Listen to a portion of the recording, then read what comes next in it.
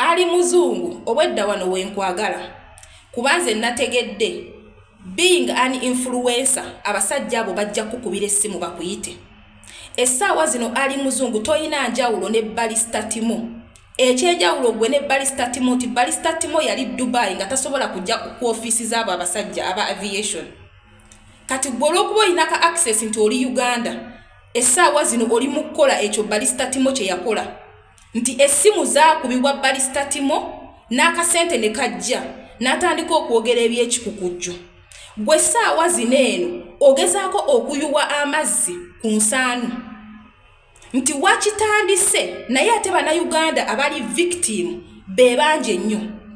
Ali Muzungu mpuliriza vidiyo z'obulungi nnyo ekirungi zonna naye nga gwe kimanyi oli musajja musiraamu nawe kennyini obuuzizza Cowboy ng'awoza nti bwe zibeera ng'oleese essaati eddazini ya ssaati nga they are of different sizes tutegeera nti eyo business gwe kennyini n'omugamba nti ate singa mbeera ndeese essaati ezo nga za mukwano gwange nina ziwa nina simanyi shuga biki simanyi banno nga wobamanyi n'akugamba nti eyo si ensonga ya Ali Muzungu ya perfume nze Ali Muzungu idea nkikubulira kineeno nti there are so many abantu abayisaawo perfume zaabwe nga ziri 225 mils n'ayitawo waliwo abantu abaleta perfume nga ziringa mukaaga n'ayitawo awo ku kisaawe Entebbe naye bano abasajja babbi bubbi abasajja baneeno aba custom department babbi bubbi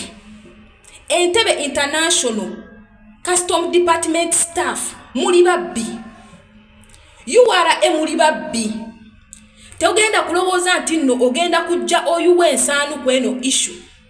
There are so many bakadama batasobola kwogera gwe Ali Muzungu oli lucky enough nti you're an influencer kyovola banti bakuyise ne waliwo omwana kadama ng'agenda kuleta katabu k'omwana we akatasukka wadde emitwalo 2 bagimulese kyovola babagambye nti nno gomasi ya jjajja tebabyogerako naye bannayuganda bangi nnyo abo ba Cowboy be balesezza engoye zaabwe empya nga na si business etegeerekeka omuntu ng'aleese ebintu nga bya business osobola obitegeera abaana babadde ku kyeya amazeeyo emyaka 4 myaka 6 abo bano bafala boogezaako okubeera nti no oyuwa ensaanu ogikwata ogiyiwako amazzi bano bafala babye bakadaama babbi omunayuganda omwana nga badde wa security ng'aguze ebintu abitwalira abantu be gwe kennyini wagambye nti Mariam yabuuzizza mukazi munne n'amubuuza nti ddiwo wafuna ddi olubuto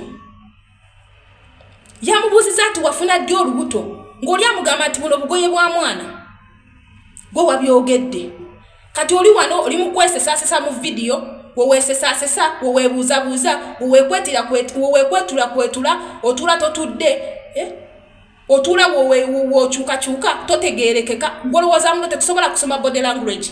Ali Muzungu, some of us we are not so stupid. We can read your body language ne tumanya kiki ekibaddeyo ne kimanya biki bye mwogedde agreements gye mutuuseeko gw'osuubidde muno twali tetukisuubira ti bano ba Cowboy bajja kuyita mu zi office zaabwe just because you're an influencer. Si ye gwe asoose. There are so many influencers outside the Uganda be bakoze ebintu bwebiti ne bavaayo ku social media ne babyogera ne baddukirwa nate waliwo abantu omuntu abatayinaako mwasirizi abatamanyikiddwa gw'omanyi abaana bameka omwana n'agula iPhone 13 n'atuuka Entebbe airport ne bagimusasuza akakadde kamu n'ekitundu kiki oyogerako? Ali Muzungu okimanyi nti nno waliwo omuntu gwe baali basasusizzaako olubuto oli n'atuuka ku kisaawe Entebbe ne bamugamba nti nno wagenda bwomu kati olina osasulira ali munda gw'omanyi kyoyogerako olw'okuba otudde mu bw'ofiisi bwabwe weweesekereza w'oyiguukiriza. Ali Muzungu era nze nkuli wano okugamba toddamu even n'okukola vidiyo yo nayo nange ogezaako kugira abo Cowboy kubanga ogenda sabulibwa nze kino okikubuulidde toddamu okukola vidiyo byoyogerako nti no singa omuntu abeera n'ebintu bye ng'abadde abikozesa ng'ayagala biza Uganda baatugamba dda tebagenda kukkiriza Munnayuganda dda na bintu bikadde however much abaana babiyisa mu kago ne babireeta babiyisa mu kago ne babireeta kasitomu ye Uganda omulimu gwabwe gwakulemesa muntu butatwala bintu bye kumubbako bintu bye oba kukusasuza nguzi because they are corrupt. Ye custom ye Uganda endala wetuwangalira wojja n'ebintu nga tebiyingira mu nsi eyo babitwala ne babidampinga ne babisuula naye abe Uganda baba bagala kubibba oba kujjako nguzi kasente. All in the name muntu waliwo ebintu byoletera mu kago simanyi nga tebiyina kuyitawo nga tuyina bijjako omusolo. What is 225 mils? Perfume bameka abantu abaziyisaawo mwagala tutandika abantu bajje bagambe nti eyange yayitawo. Bwekyo kyabadde nti lwakuba gwe gwabadde ogusoosa okulinnya bakimanyi nti oyina bakyaliba abalina bizinesi nga bo bamanyi nti no yes olabika wabaleetedde ebintu bye bagenda otteeka mu maduuka gaabwe. Chovola bakyabadde bwekito n'oyamba n'abo Abannayuganda abadde ba victim naye totandika kwesesa ng'owolereza bukawuboyimbo mu nsonyiwe. Totandika abantu bangi nnyo ababbiddwa emaali yaabwe. Totandika wobanga wakitandise totandika kulaga nti obwo bukawuboyi nti bye bukola bubikolera mu makubo matuufu. Totandika kuwolereza URA eggwe nti tushobadde tomanyi. Tewali kitamanyikiddwa. Waliwo ekintu ekiraga nti eno business nezino ngweza muntu. Omwana amaze kukyeye emyaka nga atwalira abantu b'ebintu omunyumiza ki ali muzungu. Kyoba nokola toddamu kukola video yonna ng'owolereza URA kubanga nze. Assalamu alaikum wa rahmatullahi wa barakatuh. Rashida wansose kumbuuza ebyo byotomanyi obuuza nolema kugala obuuzi bwonna obusinza okunnuma nti oli wa kibiina kyange byemba nnina okukugamba olusimba sina byogera kakati kusonga za airport ngenda kuterawo lisiti kwensasulidde ssente nze nga nze ali ekyokubiri ssente zinadde nsobola ozisasula kamba buulire by the way nabadde nsobola okusasula ssente ezakkago naye abantu bangi nabadde nino situlire eddoboozi abantu ababonaabonera ku kisaawe. Rashida nabadde nino situlire eddoboozi kubanze nabadde nsobola osasula naye nasitudde eddoboozi ku lw'abantu abalala naye teri yantumye era abantu bangi babonaabonera ku kisaawe. Wallahi billahi tallah okutta esswala zange n'ebisiibo tebannampa yadde 10. Rashida kyotomanyi buuza ekintu tte ku basajja bali kumanya bakola batya na kuteesa complaini zange eri abantu ze nabadde nfunye njogedde ku Priscilla oyo omwana omutono omuddugavu nembagamba nebagamba Priscilla ayisa bubi abantu ku kisaawe. Katende ow'olugave waliwo kereya nga nembagamba nti abasajja bayisa nembagamba nti wana abantu bebatuukiza emigugu babalira abantu waneeno Yostas wakolera waliwo omuntu ogwo. Lwaki omuntu omu yakola ku bantu nembagamba lwaki abantu abo tosobola kusasulira awo n'ogenda ebintu nebisindikibwa wansi. Rashida teri yampadde ssente kubanze kyenneetaaga tezibadde ssente njagadde Kadaama ava wansi n'engoye ze omwana ava wansi nga ajja abonaabona afunye atya obwenkanya. Rashida kyotomanyi tokyogerako tonnasindika kwogera ku bintu ebyo. Buli omu ayina essimu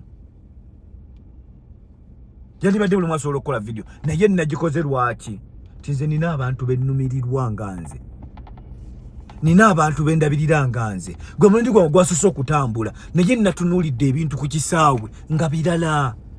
Abaana abasitula emigugu bagasuka mikasuke byonna mbibagambye nembaga nti bano abaana abajja emigugu wali ogiteka ku kino ekintu ekyetola basulawo misuule ebintu by'abantu byonooneka. Ne Rashida totegedde kintu ate okyogerako lwaki tombuuza nti ali kiri kitya. Mbasinkanya abakungu ba URA ne bannyinyonnyola perfume zange nti miruzi 225 alizo olina okukomako. Nsasudde emitwalo 29 mu 1,999 ngenda zikutera waawo ssente ze ziri mpapula kwentambuliza ebintu byange mbina muno mu box era mbagambe nti webataatereezeemu nze ngenda kusigala mbagamba n'omwezi ogujja ngenda kukaaba ngenda kulinnya nnyonyi era nja bagamba nga nkomye mbagambe nti Priscilla gwe nasanze Priscilla wa enforcement bamusindika kusoma bya enforcement mumpi bwati muddugavu Katende akola mu bakozi ne Kereya bakolaawo bakambwe era bonna bagambye ne bagamba nti bakendeeze bano bakasitoma omuntu alese emmaali ye mumuhandolinge nga kasitoma. Lwaki munnayuganda yabonaabona?